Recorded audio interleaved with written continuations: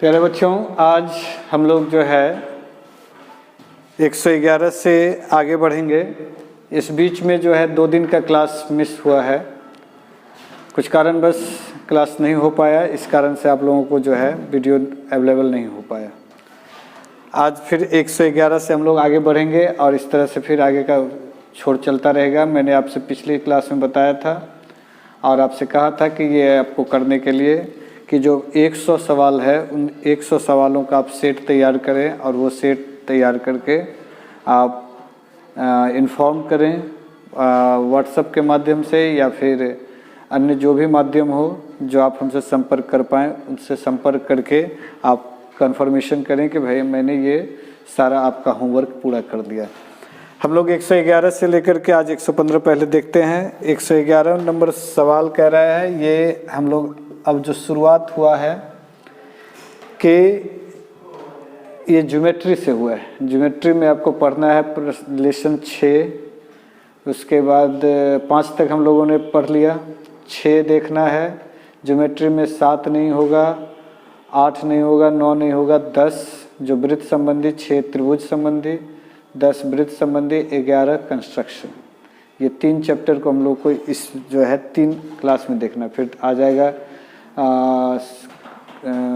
CD का दौर, फिर उसके बाद इसी तरह से क्रम आगे बढ़ता रहेगा और बहुत जल्द हम लोग अपने गोल को पूरा करेंगे। तो 111 में है कि त्रिभुज ABC में भुजाओं AB तथा AC पर 2 बिंदु D और E क्रमशः इस प्रकार है। तो त्रिभुज ABC कि भुजा AB और AC पर, भुजा AB और AC पे D और E क्रमशः इस प्रकार है। D और E क्रमशः इस प्रकार है। तो ये हो गया D, ये हो गया E। इस प्रकार है कि DE समानांतर BC। तो सब कुछ दिया हुआ है। प्रश्न से क्या कह रहा है कि ये हम लोग थेल्स प्रमेय को देख पा रहे हैं कि त्रिभुज ABC में DE समानांतर BC, और तो जैसे ही DE समानांतर BC हुआ तो इसका मतलब हुआ कि भुजानुपातिक रूप में बराबर होगा, यानी AD बटे DB बराबर AE बटा EC। पहले तो जो दिया उसी को लिख लेते हैं। AD बराबर 7x माइनस 4, BD बराबर या DB बराबर 3x प्लस 4, AE बराबर 5x माइनस 2 और EC बराबर 3x। तो चित्र से मिलाते हैं। AD दिया हुआ है 7x माइनस 4, DB या BD दिया हुआ है कितना 3x प्लस 4, AE दिया है 5x माइनस 2 और EC दिया हुआ है 3x। तो निकालना है x का मान। तो चूँकि ADE समानांतर BC, तो थेल्स प्रमेय से, थेल्स प्रमेय से क्या कहेंगे, AD बटे DB बराबर AE बटा EC।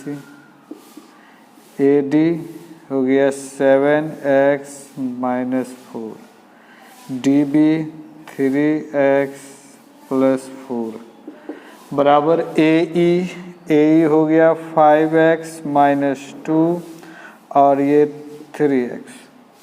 अब क्या करना है, बस कोना कोनी गुना करना है कि 3x इंटू 7x माइनस 4 बराबर 5x minus 2 into 3x plus 4।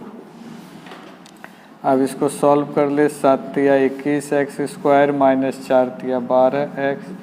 इसको सॉल्व करेंगे तो 5 तिया 15x square minus plus 20x minus 6x minus 8। सबको इस पार लेके आ जाएं तो 21x square minus 12x minus 15x square minus 20x plus 6x plus 8 बराबर 0। अब 21 से 20 घट गया तो x स्क्वायर, 12 और 20 और 6 तो इधर हो गया 12 और 20 32, 32 से 6 घट गया तो 26, तो 26 माइनस में होगा -26x, इधर हो गया 8 और तो है नहीं तो +8 बराबर 0। अब इसको अगर हम लोग को x का वैल्यू निकालना है, हम लोग देख ले पहले सब कुछ सही चल रहा है, सवाल ठीक उतरा है। 7x - 4 AD dv बराबर 3x + 4 5x - 2 और ये 3x, ठीक है। क्रॉस 7 × 21 x² -4 × 12x, ठीक है। इसके बाद इधर हो गया 5 × 15 x², फिर 3 दूनी 6 प्लस नहीं माइनस, ठीक है। उसके बाद इधर 5 चौके 20x, ठीक है, -4 दूनी 8, एकदम सही है। 21 से 15 घट गया, कितना हो गया? ओहो हो 6x² हो गया। हाँ, अब है 8 6 21 से 15 घट गया तो 6x²। अब 12 20 और 6, तो 12 और 20 हो गया 32, 32 में से 6 घट गया तो हो गया 26, 26 6 32, ठीक है। इधर हो गया 8। अब 8 6 के 48, 48 को हम लोग को फैक्टर करना है कि तो 24 2 में आ रहा है 6x² - 2x - 24 + 8 बराबर 0। कॉमन क्या लेंगे इन दोनों में? तो 2x, तो 3x - 1, इन दोनों में कॉमन क्या लेंगे? 8 8 × 24 - 1 बराबर 0। तो 2x - 8 3x - 1 = 0। अब यहाँ से हम लोग सॉल्व कर लें। यहाँ मैं इसको लेके आ रहा हूँ 2x - 8 बराबर 0, 2x बराबर 8, x बराबर 8/2 यानी 4, तो x बराबर 4। इसी तरह से 3x - 1 बराबर 0, 3x बराबर 1, x बराबर 1/3। अब है कि x का मान यहाँ पर क्या सही होगा और क्या गलत होगा, चेक कर लेते हैं कि क्या ऐसे में बराबर है या नहीं है। अगर 4 रखते तो 7 चौके 28, 28 से 4 घट गया 24, और 4 × 12, 12 और 4 16, तो 24/16, 8 × 24 और दूनी 16 यानी 3/2। यहाँ देखते हैं 5 चौके 20, 20 से 2 घट गया तो 18, 18 बटा इधर हो गया 5 4 × 12, तो 6 × 18 6 दूनी 12, तो ये तो सही है। x बराबर 4 और 1/3 क्या सही होगा कि नहीं? तो 7/3 4 × 12 7x, तो 1/3 - 4। मैं ये सिर्फ समझा रहा हूँ, इससे ज़रूरी नहीं है कि ऐसे ही बनाना है। 7 4 × 12, 12 से 7 कट गया तो -5/3, ये कट गया तो 4 1 5, 5 5 कट गया -1/3। यहाँ देखें 1/3 रखते हैं तो 5/3 2 3 गुना 1/3 कट गया, 3 दूनी 6, तो -1/3, यानी ये दोनों ही मान सही होगा। अतः x बराबर या तो 4 लें या 1/3, ये दोनों ही सही होगा। तो इस तरह से हम लोगों ने देखा 111 नंबर। 112 की ओर बढ़ें। ये सब 2 नंबर के लिए है और यही सवाल अगर परीक्षा में पूछ बैठता है तो बच्चों को भारी लगता है कि नहीं, लेकिन ये एक्चुअल में थेल्स प्रमेय है। तो पिछले 2 बार से थेल्स प्रमेय को साइड किया गया, लेकिन हो सकता है कि इस बार क्वेश्चन रहे थेल्स प्रमेय से, तो वो भी मैं बताऊंगा। पहले तो ये देख लें, त्रिभुज ABC एक समद्विबाहु त्रिभुज है जिसका कोण C समकोण है। समद्विबाहु त्रिभुज और C समकोण, मतलब C यहाँ होगा, अब AB जहाँ रख दें, अगर A यहाँ रखते हैं तो B यहाँ, ये दोनों बराबर होगा, ऐसा प्रश्न कह रहा है। अब सिद्ध करना है कि AB² बराबर 2AC²। तो प्रश्न दिया हुआ क्या है, बहुत ही आसान है, 2 नंबर इसमें सॉलिड मिल सकता है कि त्रिभुज ABC में कोण C बराबर 90 डिग्री, ठीक है। अब क्या है कि अच्छा AB बराबर नहीं, AC बराबर BC, AC बराबर BC सिद्ध क्या करना है? सिद्ध करना है क्या कि AB² बराबर 2 AC²। चलो देखिए, प्रमाण बहुत ही सरल है कि त्रिभुज ABC में चूँकि कोण C बराबर 90 डिग्री, इसीलिए पाइथागोरस प्रमेय से क्या होगा कि AB² बराबर AC² जोड़ BC²। AB² तो रहने दिए, AC भी रहने दिए, BC के जगह हम लोग फिर क्या लिखे AC। AB² बराबर 2AC², यही सिद्ध करना। तो बहुत ही सरल है, 2 नंबर सॉलिड है। हेलो, बात करें 113 नंबर का कि सिद्ध करें कि वृत्त के किसी बिंदु पर खींची गई स्पर्श रेखा स्पर्श बिंदु से होकर खींची गई रेखा त्रिज्या पर लंब होती है। ये बहुत इंपॉर्टेंट एक थ्योरम है, प्रमेय है, जो शॉर्ट टाइप के रूप में यहाँ दिया गया है।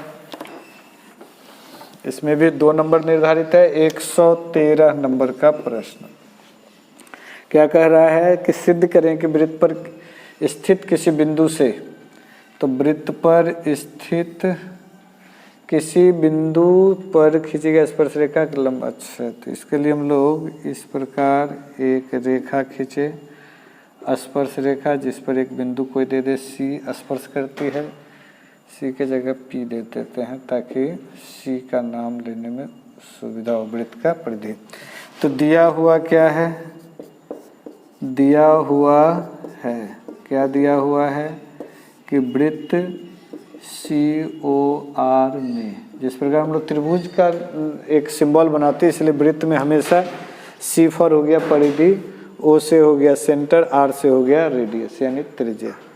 में क्या देखते हैं, COR में क्या होगा कि AB स्पर्श रेखा है, P एक स्पर्श बिंदु है। सिद्ध क्या करना है, सिद्ध करना है क्या कि OP लंब AB। रचना करना होगा। रचना में क्या किए, OP तथा OQ को मिलाया।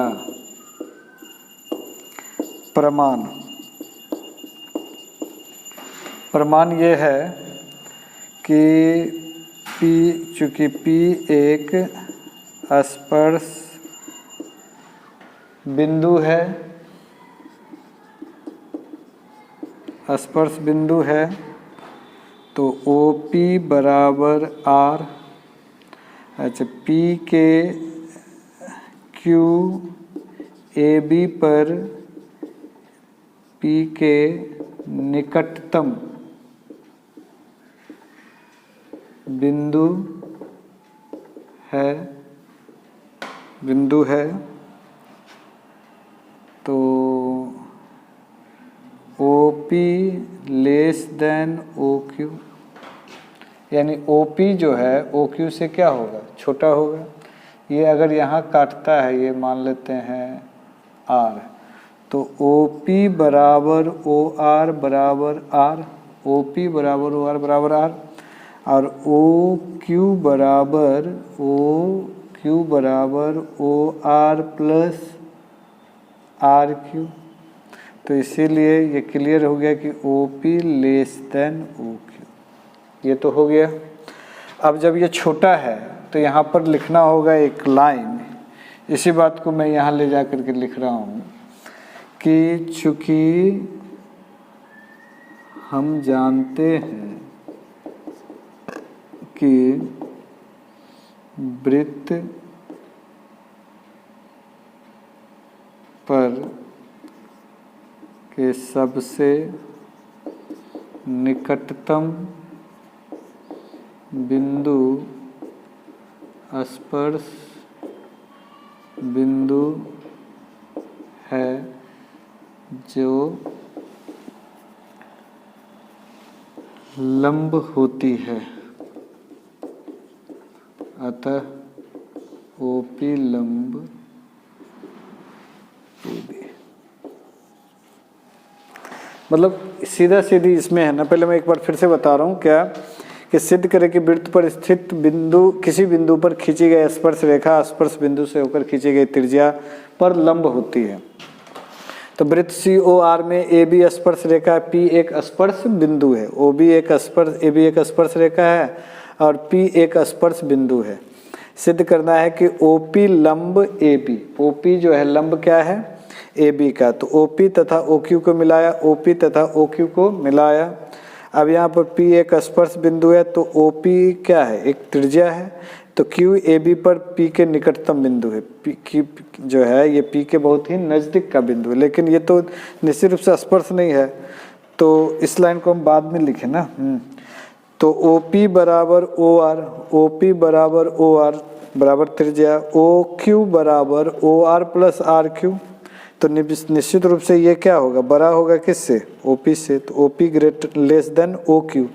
जो सबसे निकट होगा वृत्त के स्पर्श बिंदु में वही उस पर क्या होगा, लंब होगा। बस यही सिद्ध करना था। तो इस तरह से 113 नंबर हम लोग देखें। मैं इस विषय को बारंबार दोहरा रहा हूँ कि आप सिर्फ इसको पढ़ लें। बोर्ड के परीक्षा में 450 नंबर से कम नहीं आएगा अगर हम लोग सारे विषयों को पढ़ लेंगे ऑनलाइन, तो जो चाणक्य यूट्यूब पर है आ रहा है धीरे धीरे। तो इसमें जैसे कि अभी मैं मैथ पर फोकस कर रहा हूँ कि मैथ में अमूमन बच्चे फेल कर जाते हैं, उन बच्चों में से मेरा नाम ना हो, इसके लिए हम लोग को इस चैनल पर जितने भी ऑब्जेक्टिव डिस्क्रिप्टिव मिल रहा है वो सब को हम लोग लेते रहे। तो हम लोग आज बढ़ रहे हैं सवाल नंबर 114 और आज का चौथा नंबर सवाल कि एक त्रिभुज ABC में AD BC पर लंब है, तो सिद्ध करें AD BC पर लंब है।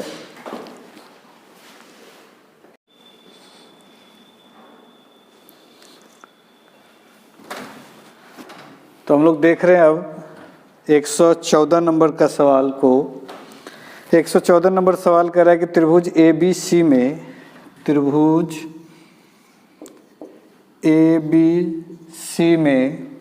AD BC पर लंब है, AD BC पर लंब है।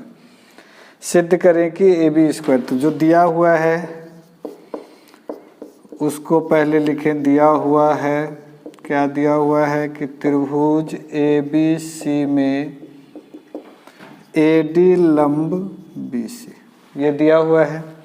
सिद्ध क्या करना है, सिद्ध करना है, जो सिद्ध करना है वो प्रश्न में है कि AB स्क्वायर जोड़ CD स्क्वायर बराबर AC स्क्वायर जोड़ BD स्क्वायर, ये सिद्ध करना है। तो देख लें AB स्क्वायर जोड़ CD स्क्वायर AC स्क्वायर जोड़ BD स्क्वायर, ठीक है। प्रमाण क्या, तो त्रिभुज ADB में क्या दिख रहा है, त्रिभुज ADB में कोण ADB बराबर 90 डिग्री, ये 90 डिग्री है, क्यों, चूँकि AD लंब BC।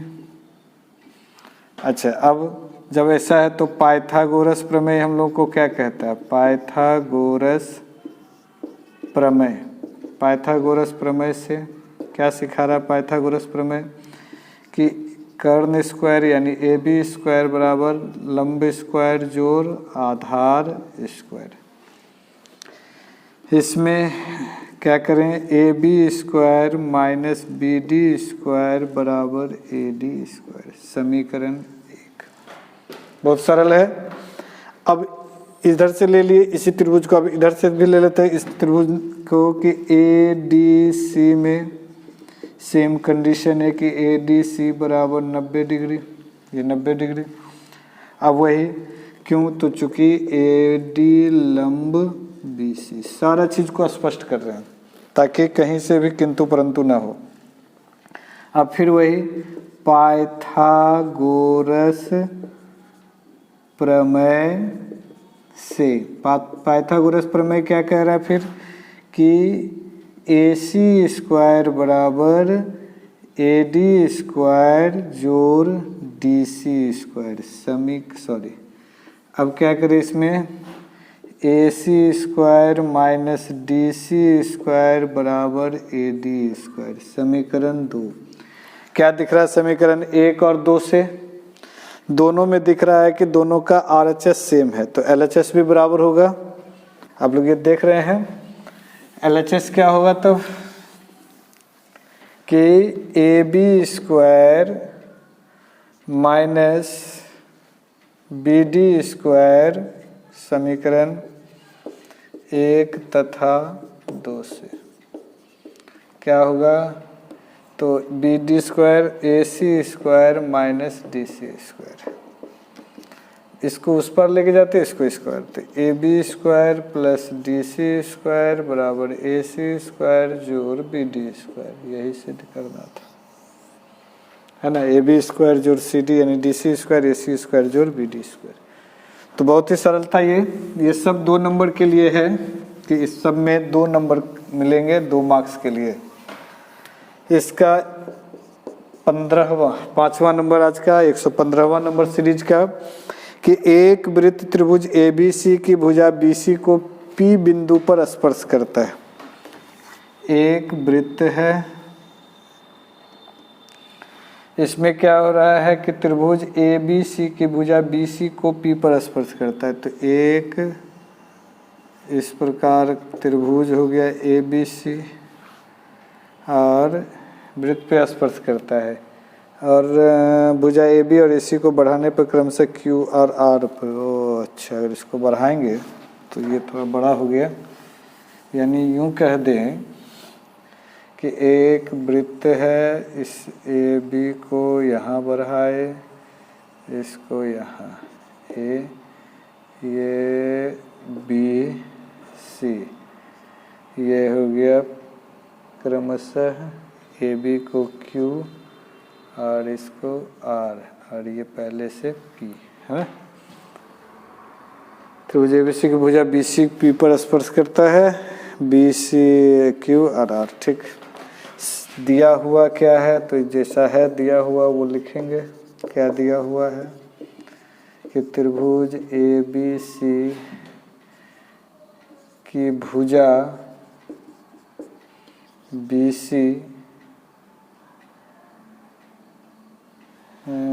BC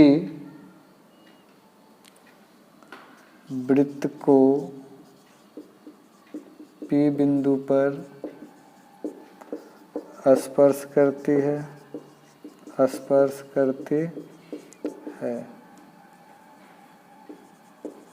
Q तथा R भी स्पर्श बिंदु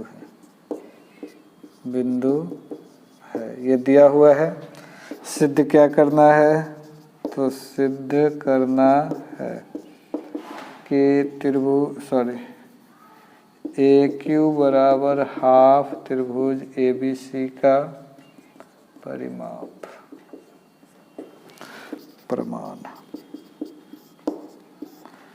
प्रमाण में क्या दिखता है हम लोगों को कि BP बराबर BQ,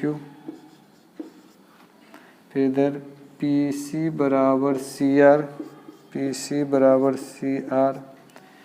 इधर AQ बराबर AR,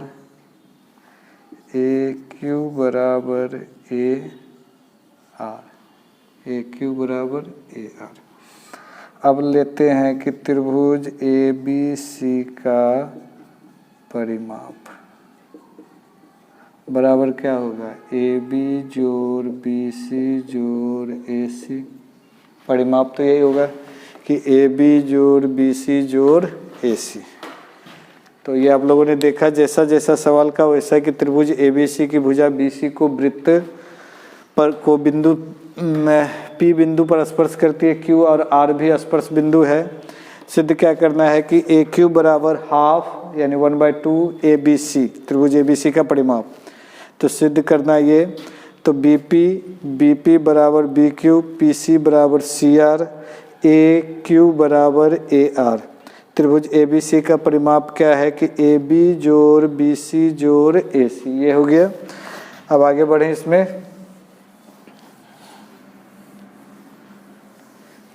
इसमें क्या देख रहे हैं कि अब ए बी त्रिभुज ए बी सी का परिमाप, आगे बढ़ें उसको ए बी, तो ए बी रहने दें, ए सी रहने दें, बी सी को क्या लिख सकते हैं, इस बी सी को बी पी जोड़ पी सी। आगे बढ़ते हैं, ए बी और बी पी को जो एक साथ लिखते हैं, और ए सी जोड़ पी सी को एक साथ। आगे बढ़ते हैं, ए बी बी पी को क्या लिख सकते हैं, बी पी को बी क्यू, यहाँ से तो क्या लिखेंगे बी क्यू, इसको समीकरण 1 2 3 लेके चलें तो समझ में आएगा, तो बी क्यू। और ए सी, तो ए सी ठीक है, पी सी को क्या लिख सकते हैं सी आर, चूँकि ये सब दिया हुआ है। अब ए बी जोड़ बी क्यू को क्या लिख सकते हैं ए क्यू, ए सी जोड़ सी आर को क्या लिख सकते हैं ए आर। अब ए क्यू जोड़ ए आर को क्या लिख सकते हैं ए क्यू। यहाँ फिर आते हैं त्रिभुज ए बी सी का परिमाप, बहुत ही सरल है। अब क्या हो गया, त्रिभुज ए बी सी का परिमाप है ना, परिमाप बराबर 2 गुना ए क्यू। अब क्या है, ए क्यू को अगर इस पार लेके आ जाए तो 2 ए क्यू बराबर, चूँकि त्रिभुज ए बी सी का परिमाप बात एक ही है, इसीलिए ए क्यू बराबर हाफ त्रिभुज ए बी सी का परिमाप। तो बहुत ही सरल है, चाहे तो सिर्फ यहाँ एक लिख सकते हैं कि भाई समीकरण 1 तथा 2 से, वो नहीं भी लिखेंगे चलेगा, यहाँ पर समीकरण 3 से, ये हम लोग लिख सकते हैं, नहीं भी लिख सकते हैं। तो इस तरह से हम लोगों ने देखा 111 से 115। अब हम लोग आगे बढ़ेंगे।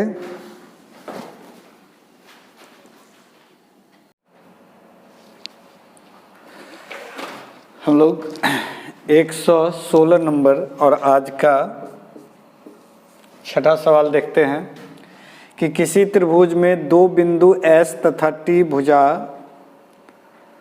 PQ और PR पर इस प्रकार है।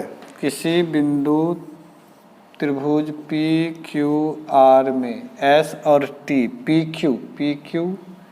PQ पर S और PR पर T इस प्रकार है। तो दिया हुआ क्या है, दिया हुआ है कि त्रिभुज PQR में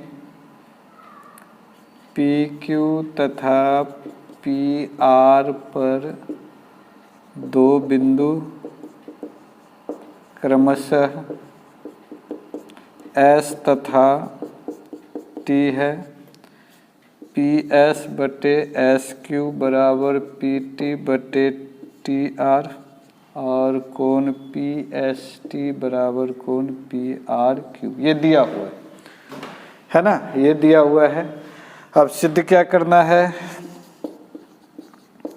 सिद्ध करना है, क्या सिद्ध करना है कि त्रिभुज PQR एक समद्विबाहु त्रिभुज, यानी इसकी कोई दो भुजा बराबर है। प्रमाण, चूंकि त्रिभुज PQR में क्या PS बटे SQ बराबर PT बटे TR, PQ बटे SQ बराबर PT बटे TR, तो थेल्स के विलोम से क्या हो गया कि ST समानांतर PQ, ये इसके क्या हो गए समानांतर। थेल्स कहता है कि किसी त्रिभुज के कोई दो भुजा के समानांतर किसी त्रिभुज के कोई एक भुजा के समानांतर खींची गई रेखा तीसरी भुजा के अन्य दो भुजाओं को समान अनुपात में विभाजित करती है। तो यानी ये अगर इसके समानांतर तो ये दोनों को समान अनुपात में विभाजित करती है। लेकिन इसका विलोम ये कहता है कि किसी त्रिभुज के कोई दो भुजाओं को समान अनुपात में विभाजित करने वाली रेखा तीसरी भुजा के समानांतर। तो समान अनुपात में विभाजित करने वाली रेखा तो दिया हुआ है, तो इसका मतलब यह क्या हो गया, इसके समानांतर। अब जैसे समानांतर हुआ तो क्या होगा, जैसे ही समानांतर हुआ तो इसका मतलब हो गया कि ये कोण और ये कोण आपस में बराबर, यानी कि कोण PST बराबर कोण PQR। तो क्यों बराबर, तो भाई संगत कोण, संगत कोण क्या होता है बराबर, समीकरण 1। उसके बाद प्रश्न से क्या कह रहा है कि कोण PST बराबर कोण PRQ, समीकरण 2। तो समीकरण 1 तथा 2 से देख रहे हैं कि LHS बराबर है तो RHS बराबर हो, यानी कोण PQR बराबर कोण PRQ। तो PQR बराबर PRQ, ये दोनों बराबर है। तो जान रहे हैं कि किसी त्रिभुज में, त्रिभुज PQR में यदि कोण PQR बराबर कोण PRQ, यानी प्रमाण से जो हम लोगों ने सिद्ध किया, तो इसीलिए क्या होगा PQ बराबर PR। अतः त्रिभुज PQR एक समद्विबाहु त्रिभुज है। तो इस तरह से हम लोगों ने 116 नंबर और आज का छठा प्रश्न को देखा। प्रश्न संख्या 7 की ओर बढ़ेंगे।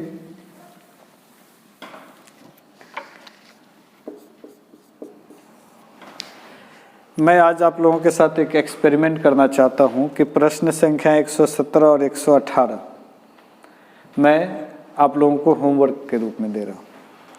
आप लोग इसको बनाएं और बना करके इसको जो है मेरे व्हाट्सएप नंबर पर भेजें। ये व्हाट्सएप नंबर है 9570410653। मैं जानना चाहता हूं कि आप लोग वास्तव में इतने ही गंभीर हैं जितना कि हम लोग गंभीर हैं। हम लोग पूरी तरह से गंभीर हैं कि आपका रिजल्ट जो लॉकडाउन के कारण ना खराब हो, आपके पास ये एक्सक्यूज़ ना हो कि लॉकडाउन ना होता तो रिजल्ट और अच्छा होता है। ये सारा एक्सक्यूज का एक अच्छा सा उदाहरण है ये चाणक्य स्टडी पॉइंट द्वारा दिया हुआ ये वीडियो क्लास, जिसमें आप लोगों को भरपूर जो है सजेशन के रूप में एक कंप्लीट क्लास दिया जा रहा है और इस बात का दावा किया जा रहा है कि आपका रिजल्ट इससे बनेगा।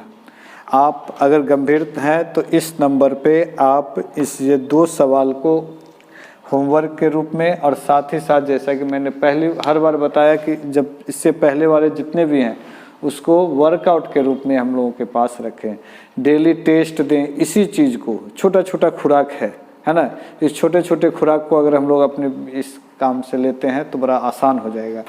10 सवाल पर डे अगर हम सीख जाते हैं तो ये जो हम लोगों का टारगेट है कि नवंबर तक में, दिसंबर में 2-4-5 दिन, चूँकि 2 दिन मैं एब्सेंट रह गया किसी कारणवश, तो ये 2 दिन और एक्सीड कर जाएगा।